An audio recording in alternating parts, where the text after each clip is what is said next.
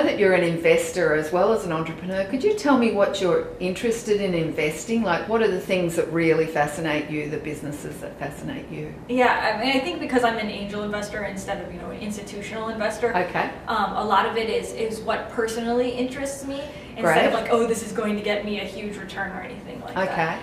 Areas that I'm particularly interested in are mobile, just because I have a background in mobile UI. Fabulous. Also, things that solve email problems. I'm really interested in that. And like productivity and utility tools. And then also things that appeal to a female consumer demographic.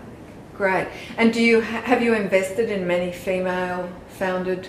Yeah, I have. I'm trying to think. I'd say probably at least three or four of the 15 companies I've invested in. And I guess if you're an angel investor, you obviously help the founders get their business going as well as the actual money that you invest. Yeah, I mean, since I don't invest a large amount, I'm a smaller angel investor. A lot of what I do is, try and give back in terms of time.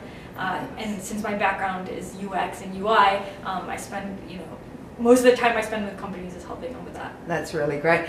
And I hear you've got a fascinating business of your own, and I'm particularly interested in it because my last startup was an online matchmaking algorithm for online dating sites. So I'd love you to talk a little bit about that business and how you evolved that. Yeah, so the service is called the Icebreak, and it's a mobile app.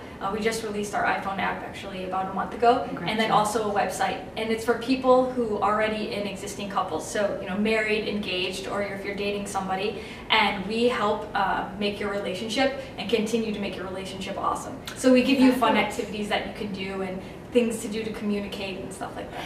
And what's your secret ingredient behind the actual processes and games that you?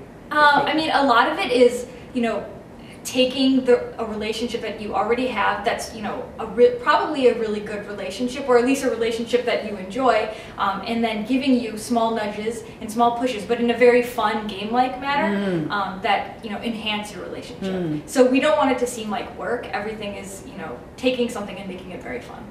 And what sort of responses have you had? Yeah, it's actually it's been really interesting. I've learned a lot of things about men and women and how they think differently and how they approach relationships differently in the course of doing this. Yeah, fabulous.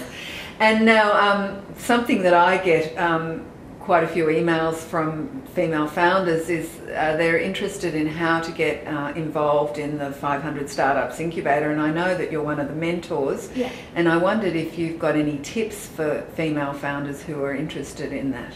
Yeah, I mean, honestly, I think a lot of it, and this doesn't just apply to 500 startups, also just to incubators or anyone in general, is persistence, and knocking on a lot of doors. So I'd say the best way to get in touch with Dave or any of the people who are partners there is to go through the mentors.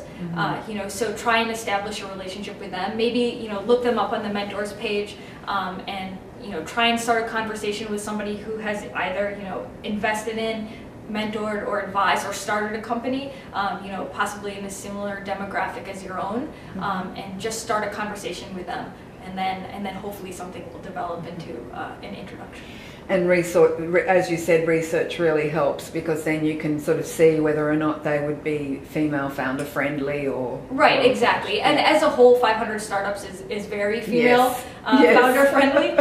So you're starting in a good place. Fabulous. Yeah, you don't have to jump any hurdles. Right, exactly.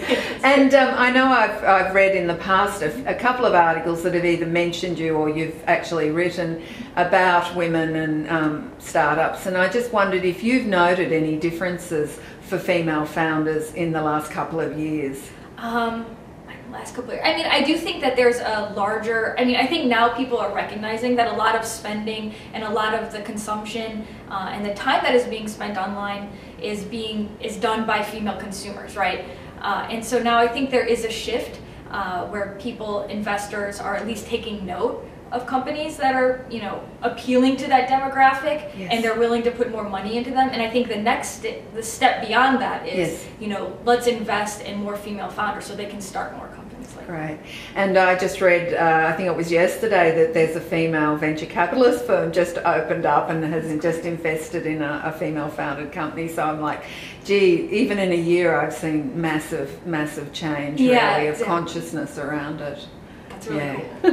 That's awesome. Thank you again for your time. It's been delightful interviewing you. Thank you so much.